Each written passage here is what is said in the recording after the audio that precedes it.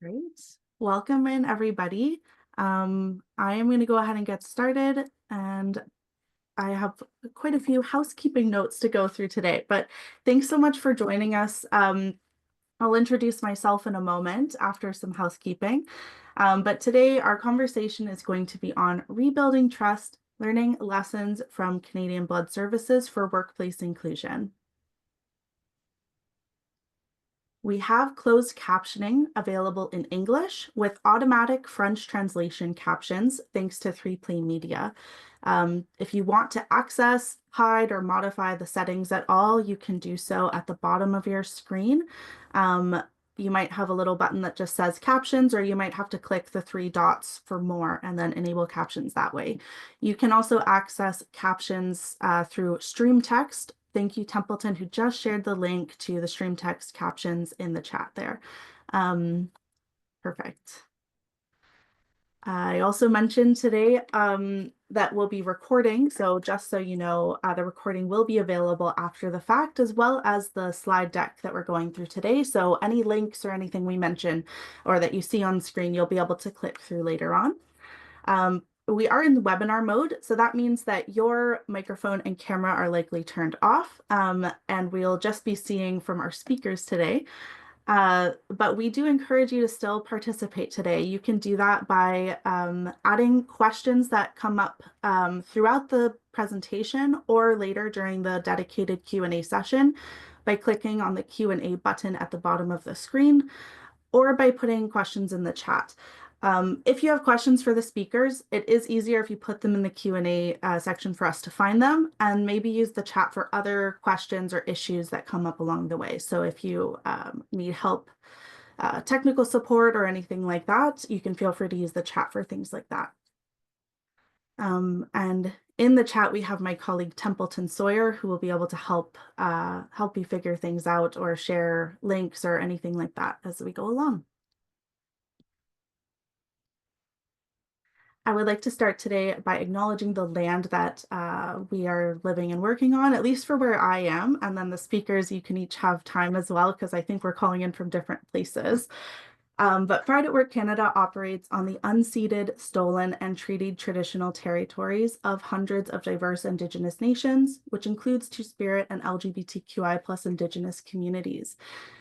If you're unsure of whose land you're currently working and living on, you can go to native-land.ca to learn more.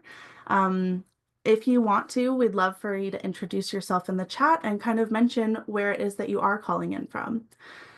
Pride at Work Canada's main office is based in Takaranto or Toronto, which is covered by Treaty 13, signed with the Mississaugas of the Credit, and the Williams Treaty, signed with multiple Mississaugas and Chippewa bands.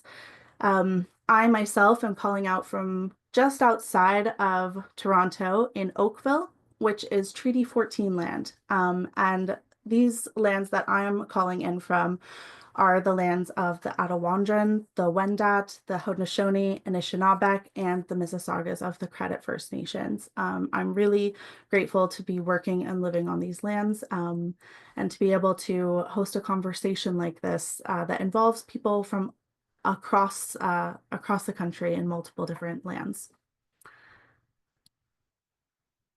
Pride at Work Canada, for anyone who's not very familiar with us, we're a national nonprofit organization that engages with employers to build workplaces that celebrate all employees, regardless of gender expression, gender identity, and sexual orientation.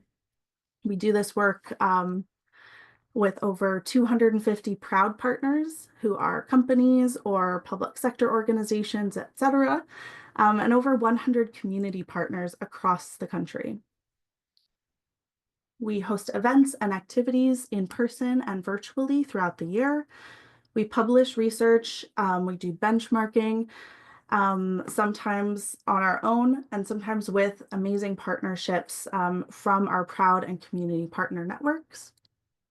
And very importantly, we engage with 2S LGBTQIA+ communities to do this work and to enhance thought leadership, making sure that the diversity of our communities is shown in the work that we do and the advice that we give and the goals that we set for this work.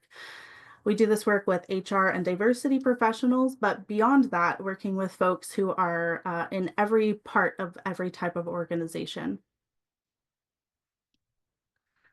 For today's webinar, very short agenda because we're going to move on to our speakers who are way more interesting to hear from than I am.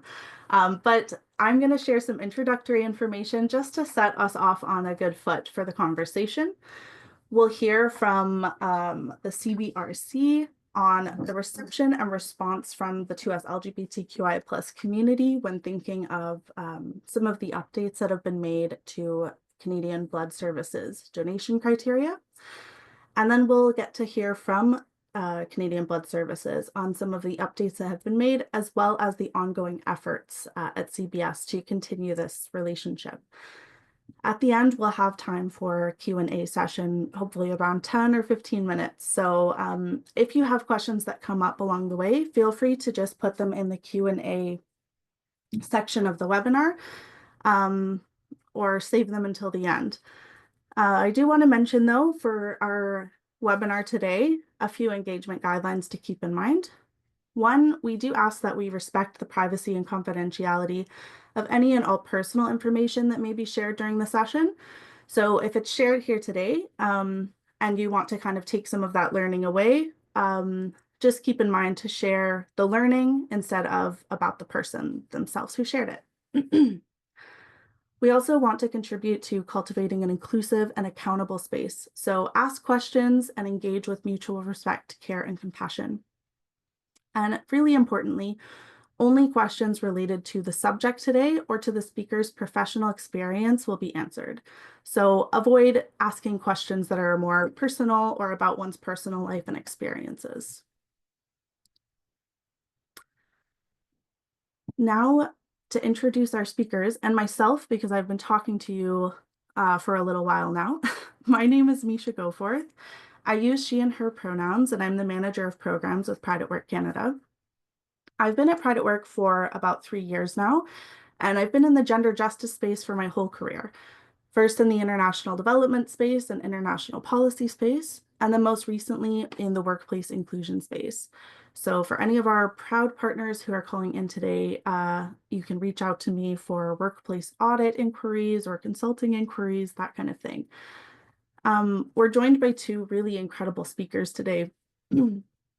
So I'm sorry, both of you, I'm going to read your official bios, which is always an awkward thing to sit through, I find, in webinars. But first, thanks for joining us, Francesco McAllister Caruso. Francesco uses he and they pronouns and is a policy analyst and communications professional based on unceded Algonquin and Anishinaabe territory, also known as Ottawa, Ontario. They are a communications officer with the Community-Based Research Center, who is our community partner for this webinar today. Since 2020, they have worked in the CBRC's communication department, crafting compelling promotional products that support the organization's research and advocacy on queer and trans health. Francesco is also a doctoral candidate in political science at Concordia University. Their research explores 2S LGBTQI+ political representation, citizenship, and policy problems in Canada. Passionate about bridging the gap between academia and public discourse, Francesco's work is dedicated to making research and policy discussions more accessible and impactful. We're also joined by Terry Foster. Terry Foster uses she and they pronouns. They are the manager of stakeholder engagement with Canadian Blood Services. Terry is a registered nurse and longtime Canadian Blood Services employee. They currently work in stakeholder management, where they engage with diverse communities who are interested in the work that CBS does. They are a member of CBS's 2S LGBTQI+ Advisory Committee, a member of Pride at Work Canada, and the co-chair of CBS's 2S LGBTQI+ Employee Resource Group. Terry is also a grateful blood recipient and has felt firsthand the impact that donation can make. That leads perfectly into a really brief introduction to why we're able to have this conversation today. So our webinar today is being hosted with the support of CBS through their community microgrant program, which is implemented in partnership with Wisdom to Action. The microgrant program recognized that there is a lack of 2S LGBTQI+ developed evidence-based resources about blood and plasma donation, and the recent updates to donor eligibility criteria that improve inclusion for 2S LGBTQI+ people. So this microgrant aims to support 2S LGBTQI+ community-based organizations who are already engaged with their communities to increase awareness of the changes to donor eligibility criteria. Hence our conversation today, which the goals are exactly that. This session will focus on understanding the updates that have been made to donor eligibility criteria and the ongoing efforts by CBS to rebuild and strengthen trust with 2S LGBTQI+ communities. With the historic apology that was made in 2024, the updates to blood and plasma donor eligibility criteria, we'll be discussing how the Canadian Blood Services is addressing its past while looking forward. This includes internal work, external work implemented to ensure inclusivity and equity, particularly for 2S LGBTQI+ employees as well as donors. Of course, we'll also hear from community leaders on the need for these updates, including the impact of the blood ban and the response from our communities to some of the changes that have been made. So I won't take up too much time with an introduction because it's really our speakers today who are experts in this area. But to set us off with some context setting, I wanted to kind of quickly mention what some of these updates are that I've been referring to. So you can see a timeline here. These developments followed from persistent efforts from 2S LGBTQI+ communities, both internally at CBS and externally in the community, and happened over many decades. Canadian Blood Services has made significant updates to blood donation eligibility over the course of many years, hitting many milestones, getting us to where we are today, where we can have a conversation like this. You may hear us refer to a blood ban. This refers to a long-standing policy from CBS beginning around the 1980s, which placed a permanent ban on blood and plasma donations from any man who had had sex with another man. This ban linked itself to science at the time, but really perpetuated fear, stigma, and stereotypes against LGBTQ+ men, gender diverse folks during a time of crisis. The impacts of that are still felt to this day. The first update that we saw after this ban, after a long period of this ban, I should say, came in the 2010s, where some updates were made to the exclusion period for men who have sex with men. First, reducing the exclusion period to 5 years, and then to 1 year, and then reducing the exclusion period to 3 months since one man's last sexual activity with another man. These updates, however, still left the donor eligibility criteria as a function that targeted and marginalized specifically gay and bisexual men, trans and gender diverse folks, and other men who have sex with men. It wasn't until 2022 that we saw an update that started to kind of heal some of the harm that had been done through these exclusion periods. This major development was made where the questions that are asked in donor eligibility, to assess donor eligibility, I should say, switched to focusing on sexual behavior rather than one's identity. And men who have sex with men no longer face unique deferral periods. So as part of an ongoing process towards change, we've seen Canadian Blood Services share an official apology in 2024 for the longstanding blood ban and the harm and stigma that it perpetuated against 2S LGBTQI+ communities. This most recent update and the apology are really important steps needed to heal and rebuild the relationship between CBS and the 2S LGBTQI+ community. There are ongoing gaps that still need to be addressed, and there is a need to continue recognizing and healing the ongoing harm of the stigma that has long been perpetuated by the blood ban and the ongoing discourse around blood donation from the 2S LGBTQI plus community. Some of these gaps I think we'll be able to talk about today um, with the speakers. So I won't share too much on that because I think they'll be able to speak better on it than I can. But I want to mention the reason that we're able to engage in this conversation today is because of the way that CBS has approached these efforts to heal their relationship with the 2S LGBTQI plus community. So in addition to raising awareness of the updates that have been made and making sure that any potential donor understands the criteria that is in place now when assessing whether or not they can go and donate.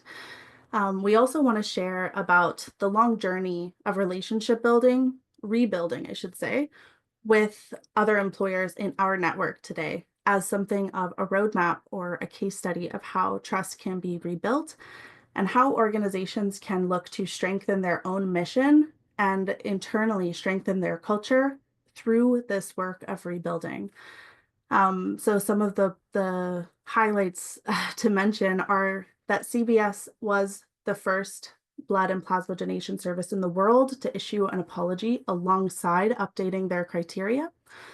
Um, they continue to recognize the harm that's been done and have created space for an open and honest dialogue to take place. And really importantly, they have invested in their employees and in their culture internally, as well as invested in community engagement externally to make sure that this work is not performative. It's not just putting, a rainbow sticker on the updates and leaving it at that. There is a genuine interest and investment of this organization to stand with their employees to move things forward in the right direction. So with that being said, I'd like to turn us over to the community look at this conversation and invite Francesco to share from CBRC. Francesco, I'm going to pass it to you. Sounds good. Thank you, Misha. Thank you as well for everyone tuning in today. It is a pleasure for me to be here. And also thank you to Pride at Work Canada for organizing this, as well as to CBS for their continued work and support. So as was said, my name is Francesco. I use he, they pronouns. I'm located on the unceded territories of the Algonquin Anishinaabe, also known as Ottawa, Ontario. And I'll be presenting this data today on behalf of Dr. Nathan Lachowski, who is a professor at the University of Victoria, who's also for a long time the director of research at CBRC. And he is the one who actually authored this original presentation. So I've shared his email in this slide just in case folks would like to follow up with him directly about specific points in the research, but I'll kind of be presenting more of a global view today of the findings that we've had over the last few years. So I'm going to spend the next 10 to 15-ish minutes kind of going through that data, speaking to the 2S GBT2Q's community's understanding of and response to blood donation policies before, during, and after some of the changes that were made by CBS. And so I'm just going to dive in first to a little bit of context about where blood recipients themselves are at and how they perceive the need for change. So on the screen, you'll see some findings. These come from a research project that was based out of the University of Victoria about blood recipient patients across Canada. So the team interviewed 37 such patients, and we learned the following. Firstly, the patients mostly all valued the safety of the blood supply over sufficiency, and all respondents argued for the importance of evidence-based policymaking when conceiving of changes to rules governing blood donation. Number two, that brings us to the other preliminary finding that we found, which is that most participants, oh, sorry, I'll just go back to the previous slide. Most participants actually preferred a gender-neutral donor screening policy that better accounts for more possible risk scenarios. So already, even from those receiving blood, there was a clear desire for an updated approach. However, some respondents did support an MSM-specific policy, justifying it based on the fact that MSM did have higher HIV incidences in Canada. But regardless of the position taken on this question, all participants rationalized their own view as being evidence-based, and everyone agreed that donors should be screened for risk. So, with that kind of context clearly established, let's dive into the community's response to blood donation changes. Next slide, please. So this data comes from the Engage study, which had 47 participants recruited from 3 large cities across different provinces in Canada. So we have Montreal, Toronto, and Vancouver, or what we call the Tri-City cohort. I'll be going through this very quickly, but if you'd like more details about this project or data from it, please visit the website at the bottom of the page of the slide. So that's engage-men.ca. Um, the overall message to draw from this data is really that respondents are seeking equality. So indeed, most respondents were actually very critical of MSM-specific deferral policies and advocated for a gender-neutral approach that applied to everyone the same. Most respondents also said that the 3-month policy change was not necessarily an improvement and still constituted discrimination. Many other respondents expressed that equity, safety, and scientific rigor in the blood donation process all actually went hand in hand. They didn't contradict each other. There was some discussion about ensuring that policies were aligned with evidence-based approaches to HIV testing and prevention as well, and many participants expressed a preference for screening for specific behaviors rather than on identity. Um, so the study also had found that most of the respondents were willing to donate blood if eligible, motivated largely by a sense of personal satisfaction and pride in helping others. However, some respondents were simply not interested in donating blood at all, either because they considered it a low priority issue, or because of the lived history of discrimination and stigma in matters of blood donation. So now that we have a clearer picture of how community members felt about previous deferral rules, let's dive into their awareness of the changing policy landscape. So next slide. Thank you. Uh, so the data that I'll be sharing for the rest of the slides that I have to share all come from CBRC's Sex Now survey. So for those of you who aren't aware, Sex Now is CBRC's annual repeated cross-sectional survey that is open to all 2S people who are aged 15 and older living in Canada. Um, we actually recruit participants in a variety of ways depending on the year in question. So we have both online recruitment through social media, standard news media, community influencers, online advertising, as well as cross-organizational promotion. And we have in-person recruitment at Pride festivals and events, mostly during the summer, but sometimes throughout the year. So it's not noted on this slide here, but in 2018 and 2022, those editions of Sex Now were held in person, whereas the 2019, 2020, 2021, and 2024 editions were held online. So just a bit of context around our data collection. We also, or participation in this survey is also entirely anonymous, and the survey can be completed in English or French. Okay, so now that you folks have an idea of kind of the tools that we use to collect this data, let's jump into the actual research findings. So first and foremost, let's look at the community's awareness of issues ahead of the most recent policy change. So this is data from 2018. So overall, we can see that 71% of respondents were aware of the current MSM deferral policy of 12 months at the time, and that 62% were aware that all blood donations actually get tested. However, from there, we start to see awareness of other issues dip below the halfway mark. So, for example, 43% of respondents to our survey knew that MSM were 70 times more likely to get HIV, while a similar number knew that screening blood donations can actually reduce the window period infections. However, an even lower number, only about 28% of respondents, were aware that trans and non-binary donors were screened by their genitals at the time. So previously, CBS only considered donors men if they had had bottom surgery, although I really want to note here that this policy had been moving by this time, so change was already happening, but that was kind of the awareness levels.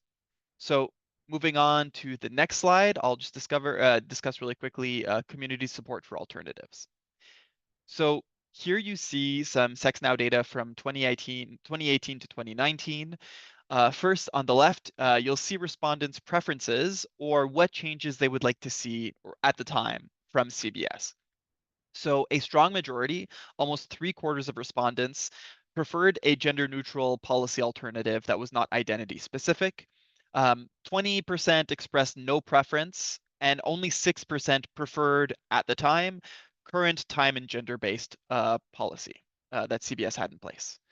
Click next, please. And so then here on the right side, you'll see this bar chart that actually shows respondents' support for specific options. So we asked them, like, among this list, what would you support?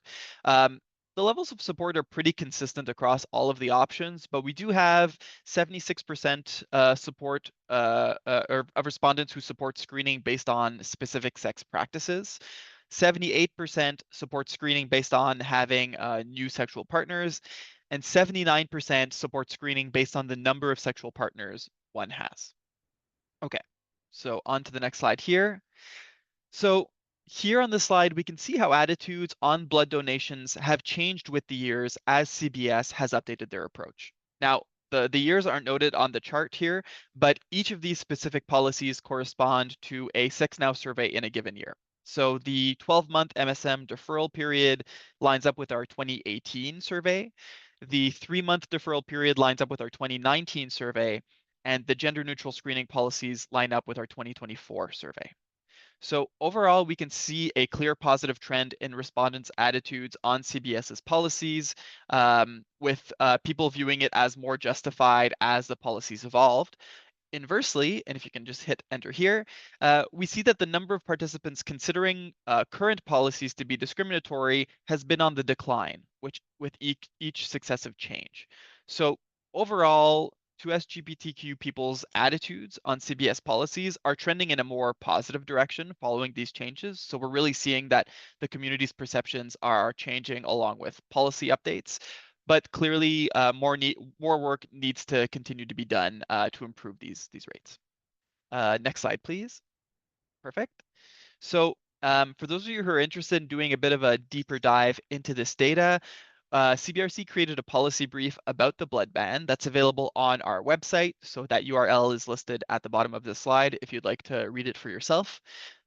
But the key finding that we highlight here is that 1/3 of participants had donated blood in their lifetime, and a majority of respondents would donate blood in the future if eligible. So that's a really heartening and good piece of news in terms of getting a greater supply. Um, However, a very strong majority, 85% of respondents, felt that blood operators must do more to repair their relationship with queer and trans communities in order to move forward together. So there is an openness to move forward, but there is also an acknowledgement that more work needs to be done. So with that said, I wanted to close off this presentation and share some of our more recent data that we collected in 2024 that speaks to the community's current sentiment vis-a-vis blood donation. So as you see on the screen, according to the 2024 Sex Now data, the main barrier that respondents face to blood donation remains ineligibility, with over half of participants noting that barrier.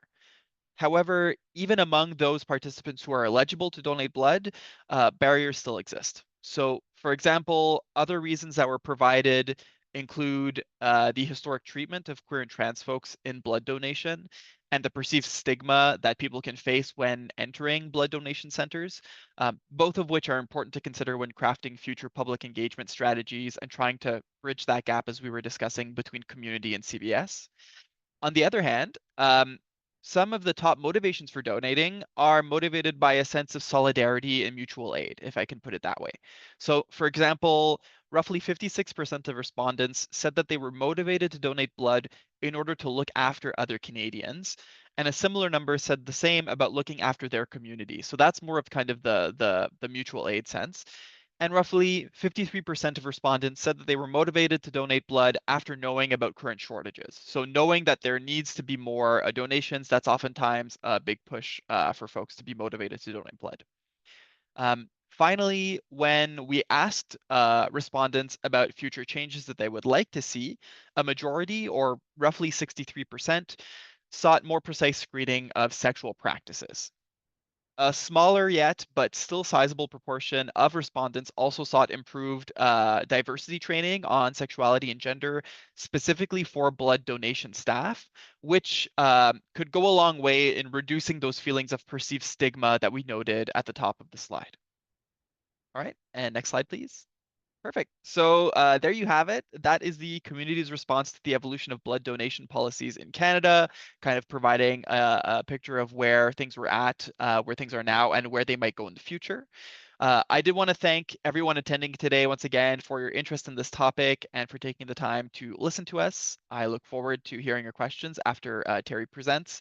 But before that, I would also be remiss if I didn't take the time to thank everyone who took part in our research and who made this data possible. Thank you so much for coming back year after year to help us improve queer and trans health through data collection. Thank you as well to our community partners and organizations without whom the promotion would be much more difficult, if not impossible. Thank you to our research collaborators and team members. And of course, thank you to our funders who include the CIHR, PHAC, CanFAR, the OHTN, and CBS. I've used your acronyms here, but the names are listed on the slide. And of course, thank you to the amazing team at Pride at Work Canada for putting on this great webinar. And that's all for me. Thanks so much, Francesco. Now I'm going to invite Terry to speak on the updates and changes that are being made at Canadian Blood Services. Great. Thanks so much. We'll skip to the next slide and the next one. I'm Terry. I use the pronouns she, they, and I'm joining today from the traditional territories of the Anishinaabe, Haudenosaunee, Lenapewick, and Attawandaron peoples. And I invite you all to reflect on the lands and waters where you are. The image that is on the screen is called Hope Paddle, and the artwork was gifted to Canadian Blood Services when we began our reconciliation journey. And so it was the art that was gifted to us by Tamosin Tut, who is an elder and traditional knowledge keeper from the Tartslip First Nations in southern Vancouver. Next slide, please. And I first just wanted to say a huge thank you. Fran, your presentation was amazing. Thank you so much to Pride at Work for the opportunity to share about our ongoing efforts to rebuild trust with 2S LGBTQI+ communities. And also a huge thank you to everyone who is dialed in today. I know that for many, this is over your lunch break, or, you know, it's a busy day. And so I'm just so thankful for you all for being here today. Next slide, please. So in this presentation, I'm going to be sharing about the history of the updated blood and plasma donor eligibility criteria at Canadian Blood Services, and their impact on 2S LGBTQI+ communities. I'm going to talk about the organizational changes implemented to foster greater inclusion internally and externally at Canadian Blood Services. I'm going to share about how we are working to build trust and repair relationships with 2S LGBTQI+ communities through policy change and also through meaningful engagement. And I'm thankful to be able to share with you all today about our experiences, and just really thankful to all who have engaged and continue to engage with us on this really important work. Next slide, please. So Misha highlighted kind of the history very well, but just to highlight that, you know, there have been many changes over many years, starting as early as in the 2010s, but for over a decade, sexually active gay, bi, and queer guys, and some trans people were not able to donate blood. In 2022, we changed our criteria to be to sexual behavior-based screening criteria, which was a huge change that would allow many from 2S LGBTQI+ communities to donate. Before this criteria as well for trans and gender diverse folks, and Fran touched on this as well, they were asked really invasive questions before our new criteria. They were asked about if they had had lower genital gender affirming surgery and were registered in the sex assigned at birth, if they had not had lower genital gender affirming surgery and were only registered in their gender if they had had this surgery. And of course, that's very problematic and traumatizing for donors. And so during this time, there was much activism and advocacy for change, both internally and externally to Canadian Blood Services, including organizing campaigns by 2S LGBTQI plus organizations and a push to change it, especially by queer and trans employees throughout Canadian Blood Services. It can sometimes come as a surprise to folks outside of CBS that we have many 2S LGBTQI plus identifying employees in our organization, and enough to form a very active ERG. And for the past 7 years, we've had this ERG in place. In the early days, our ERG was a place to help our staff who had really strong conflicting feelings about working in an organization that we know does great work for patients, but simultaneously having donor policies that created inequities for many in our communities. And so the ERG was also a source of much internal advocacy to continue to evolve donation criteria to be more inclusive. And in recent years, our ERG members have also been involved in much of the work moving the criteria changes forward, and also part of the relationship repair and rebuilding efforts that I'm going to describe in the coming slides. Next slide, please. What is that? So the change to the criteria in 2022 is that questions that were specifically asked to guys and to guys and some trans folks were removed. And all donors now, regardless of gender or sexuality, are asked the same questions about new recent sexual behaviors. Next slide, please. And donors who've had the same partner for more than 3 months are able to donate blood regardless of the types of sex that they have. Donors with multiple partners who have anal sex with one or more of their partners in the last 3 months are asked to wait for 3 months from the last anal sex. There were also some good changes for trans and gender diverse donors. So the questions asking about gender affirming surgeries were removed, and we no longer register donors in the sex assigned to them at birth if they've not had surgery. So trans donors with a binary gender can register in their gender, and they can do this themselves in the app or by calling our National Contact Center, or we can do it online, or sorry, we can do it at clinic as well. And while these are important changes, it's really important to note that there are still some barriers for trans and gender diverse donors that are important for our organization to address. Right now, our computer registration system is binary. And so non-binary donors essentially have to select a binary gender to register in. So we know that that's not a state that we wish to stay in. And so we're working in consultation with trans and gender diverse community members and with our software owner to include genders outside of the binary. Also, legal name, which is different than the name that the donor uses, is currently confirmed at multiple points in the donation journey. And this leads to dead naming of trans and gender diverse people whose name that they use is different than the name on their legal name. And so we're actively working on modifying our donation process and systems to be able to capture, record, and always use the name that the donor uses. There's also donation barriers for people who take PrEP. So currently those who take PrEP are unable to donate for 4 months from the last oral dose. And I really want to emphasize that the issue here is not the drug or the reasons that people are taking the drug. PrEP is awesome and it's a game changer for sexual health.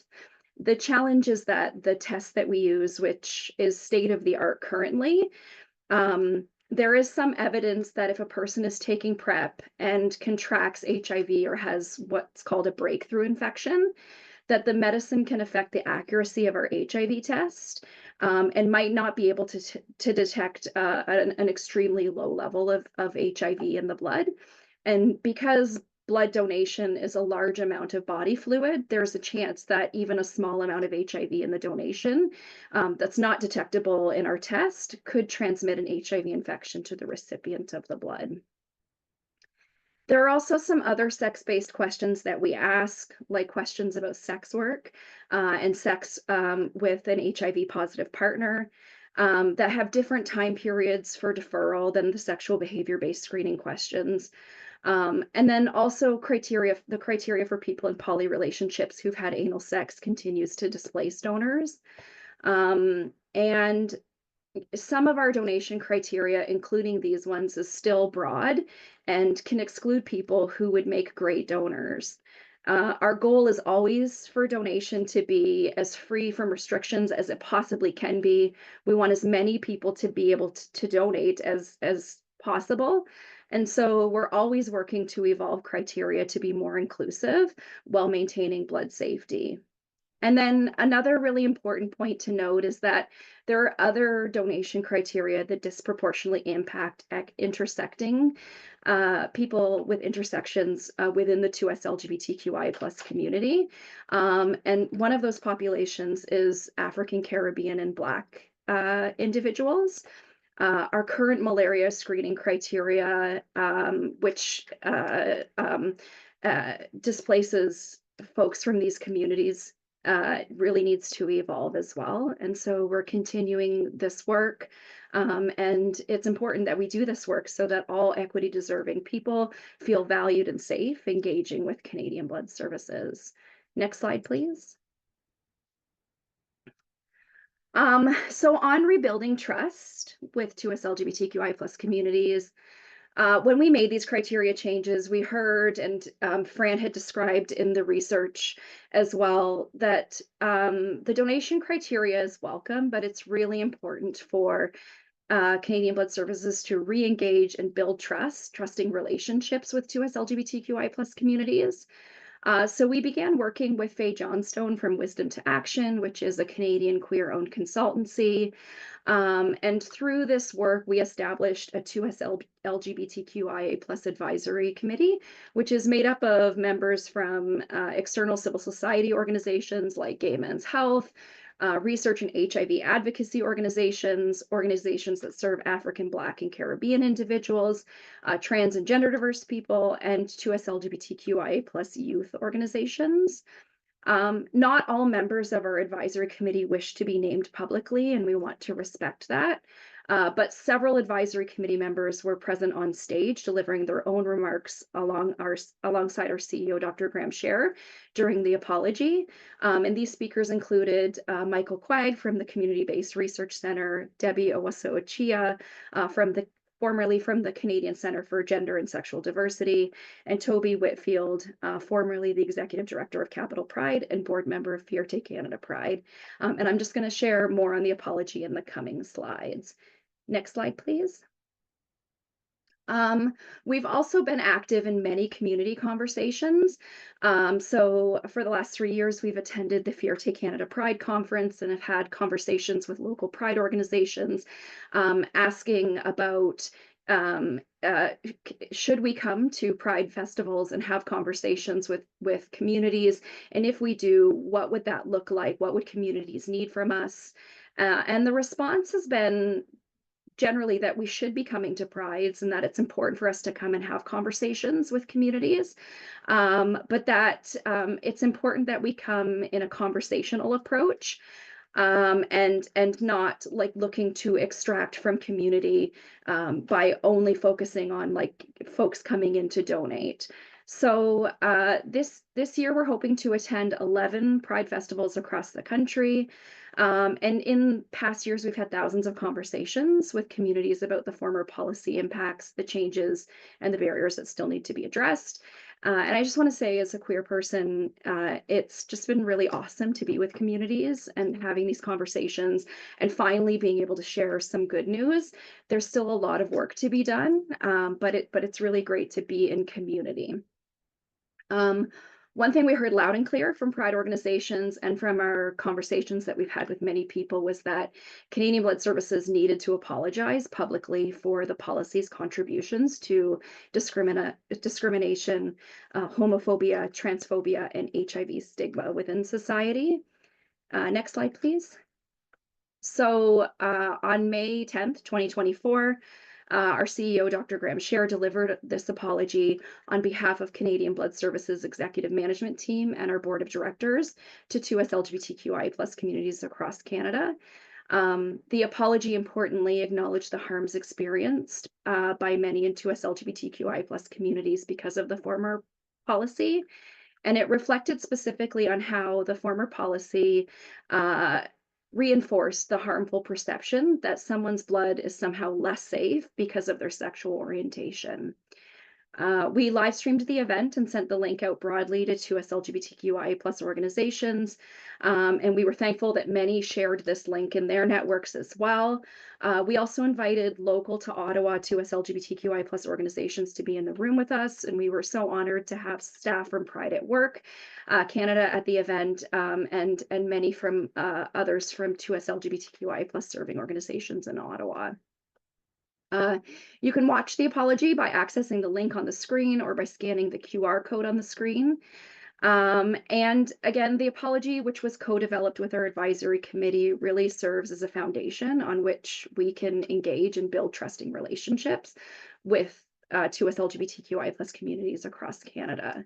And I'll say that the apology also really deepened our interactions with communities during the Pride season this past year. And space was made for us at several large Pride festivals across the country to have community conversations. And because of the apology, we were also invited to march for the first time ever in the Ottawa Capitol Pride Parade. Next slide, please. Just in the interest of time, I might skip this video, but just to say, this is a really great video of many from our 2S LGBTQI+ ERG and strong allies in the organization at the Pride Festival events across the country. And it was just a really great opportunity for our staff to be able to be part of many festivals. And I know for many 2S LGBTQI+ staff, it was really healing to do this. Next slide, please.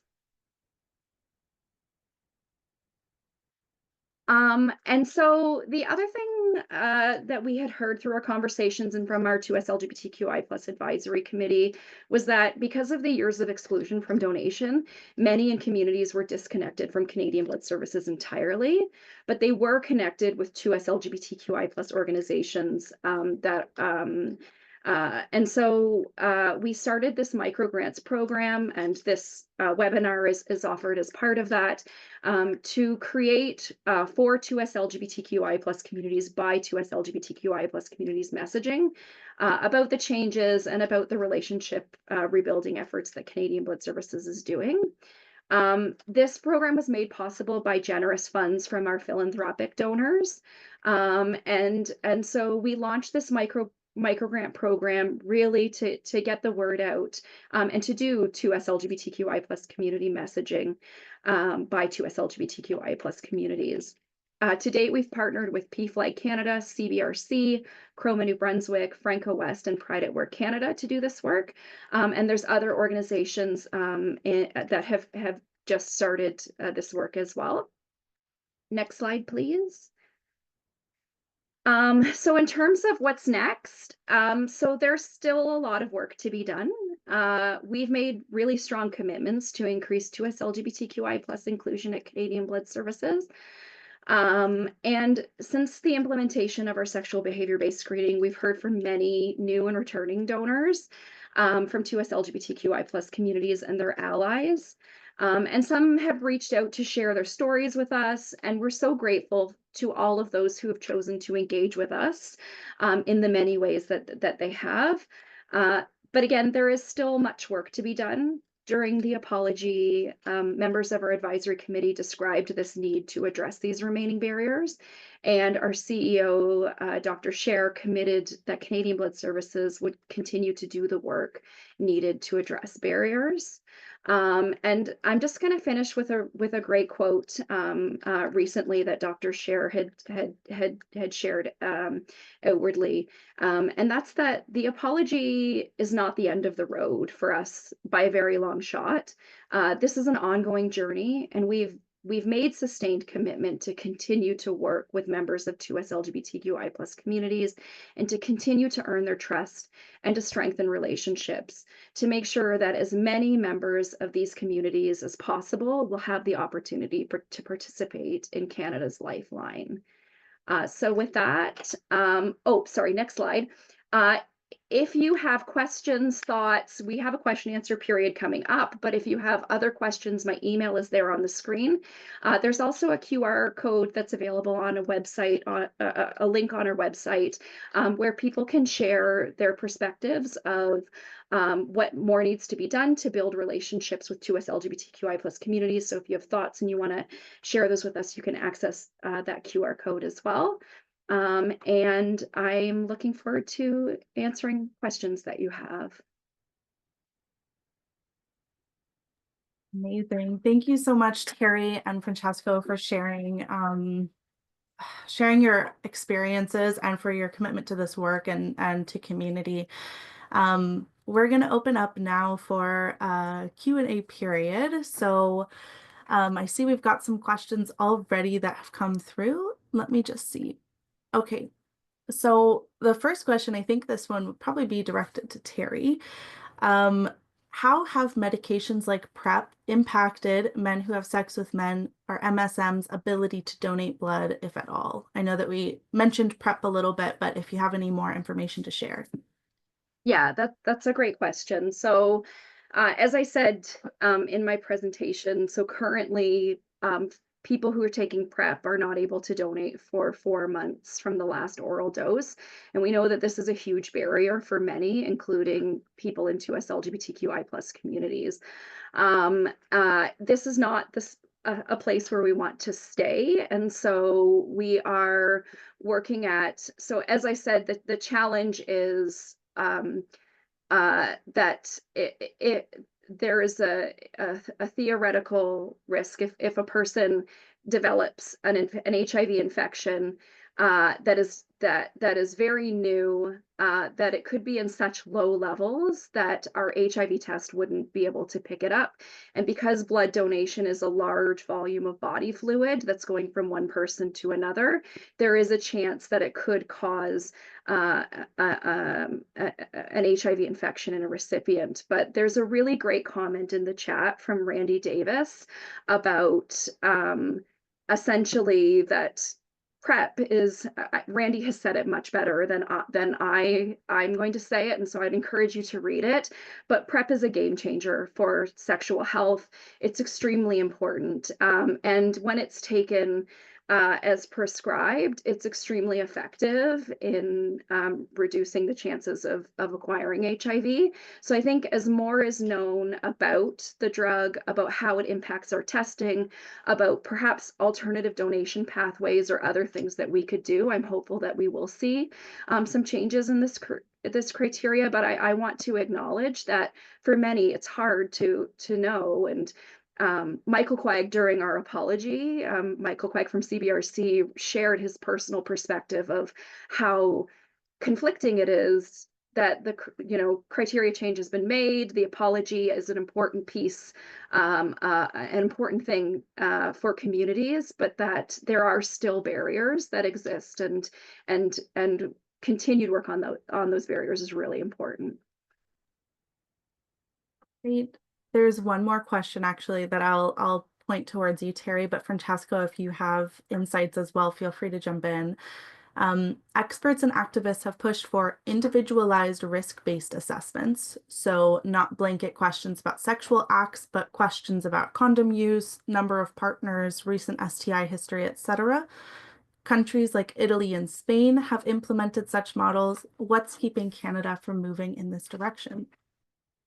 Yeah, that's a great question. I would say the sexual behavior-based screening questions that we have are kind of the first step to something like that, and there is the possibility of us evolving our criteria to be more specific. As I said, in my talk, some of the criteria are still very broad, and we know displaced people who are engaging in sexual health promoting behaviors who would make great donors. And so we always want our criteria to be to allow as many people who are able to donate to be able to donate. So I would say that work to evolve our criteria is always underway. Thanks. Francesco, I have a question for you and for CBRC. How is CBRC, in addition to some of the surveys that we looked at today, how is CBRC engaging with community to hear what still needs to be done in terms of maybe criteria and where science needs to move, as well as just healing relationship and making sure that people who maybe have not been donating because of this history can consider doing that? That's a fantastic question. I mean, I guess our primary tool is through the data collection, so through our Sex Now survey, but also we have like other like kind of standalone data collection projects that we use to kind of get a sense of the pulse of the community, understand where folks are coming from, and also, as I presented in my talk, kind of figure out what exactly the concerns are now that we've moved to a kind of new phase of blood donation policy. Um, and then from that, we kind of try to translate to some knowledge translation to turn that data into easily digestible tools so that people are made aware of these things. Because it's one thing to collect data, but to be able to share it and to show that these experiences are not unique and that multiple people have the same concerns, I think it can go a long way as well in educating folks, but also pushing us to do better. So I think it would be that double piece of not only getting a lay of the land, understanding where our community currently stands, but also kind of using our communication tools effectively to make sure that those issues are addressed. I think that there is maybe and we've seen that in the data, kind of a lingering sentiment of this like stigma that continues to be perpetuated. Obviously, the progress that we've made is fantastic and we want to see it do more, but I think that there's also work that we need to do within the community to kind of dismantle those internal feelings of stigma while not abandoning them altogether, because I think that they serve a purpose. They remind us that more work needs to be done, but we also need to work to move past that if we want to be able to, to build a community sentiment that is not only enthusiastic about blood donation, but also actively participates. Because we saw that gap as well, right? Where like even if we have higher proportions of community members who are interested in donating, that doesn't necessarily translate into actual appointments booked to go make those blood donations. So we're kind of working on that as well in the moment. Thanks so much. And we will be sharing the links that Francesco to the research that Francesco has mentioned. And I really look forward to seeing what comes out of this most recent survey as well. Thank you to both of our speakers. I have more questions for you, but unfortunately, we're just out of time. And so I wanted to thank you both so much for joining us and speaking from your professional experiences, as well as just your devotion to working in community. And enhancing not just the ability of people to donate, but the ability of people to do that safely and to make that decision for themselves in an informed way. So thank you to both of you and to everybody for joining this conversation today. We will be sharing the slides after this after the webinar finishes, along with the recording. So I'm just going to show you a few resources that you can get access to following this call. I would be remiss if I don't mention that we have an upcoming symposium happening in Toronto on April 30th called Spark. And this will be a one-day, half-day conversation with global leaders on 2S LGBTQI+ inclusion, on bringing the global to the local. So we'll be joined by leaders from Mexico, the USA, as well as Europe and the Netherlands. And it's going to be an incredible event followed by a great networking reception. If you're interested in learning more about Spark, please click on the link afterwards or check it out on our website or our social medias. Oopsies, I clicked on Spark. Sorry about that. Wonderful. So also information on some of our upcoming events. These are virtual webinar events. So please go ahead and click on these and we'd love to see you there. We also have immediate support resources if you need access to them or to somebody safe to speak to following this conversation today. And if you'd like to engage in further learning on this topic or on general on supporting 2S LGBTQI plus people at work and 2S LGBTQI plus communities at large, you can go ahead and click on some of the resources that we're sharing from Pride at Work Canada, as well as the CBRC report that we discussed today. We would also love to hear your feedback. So please do fill out this feedback survey, which will be shared with you after you leave the webinar, as well as the link, hopefully we'll share in the chat. If you have any questions following this webinar as well, you can reach out directly to me. And thank you to Terry and Francesco, who also shared their emails at their own slide sections of this slide deck. So do feel free to reach out with any unanswered questions. Thank you so much to everybody for attending today. And thank you again, Terry and Francesco. Thank you for this opportunity. Thank you as well. This was fantastic.